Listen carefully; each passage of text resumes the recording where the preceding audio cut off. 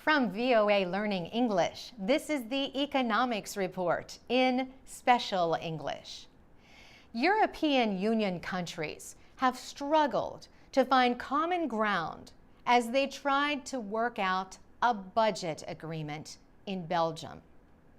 But this month, they agreed on the European Union's Multi-Annual Financial Framework, or MMF, for the period from 2014 to 2020.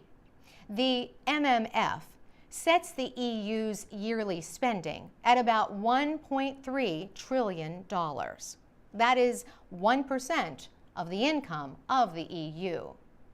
Members agreed to reduce total spending by more than 3% for the period. This is the first time that members have accepted cutting costs. European Council President Herman van Rompuy spoke after the agreement was announced. He said the compromise budget might not be perfect, but he said it should help all EU members. German Chancellor Angela Merkel praised the long-term spending plan. She said the agreement makes policy more predictable and enables members to act in Europe's interest. Some EU leaders have been calling for greater spending controls in their home countries.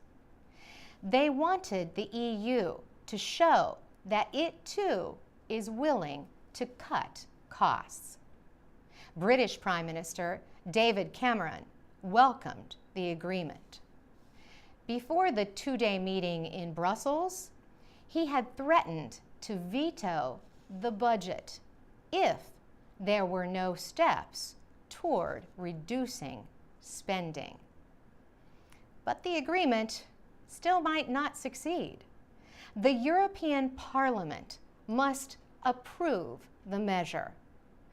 And some members of the Parliament say it fails to deal with many problems, like the sharp differences in wealth between rich and poor people.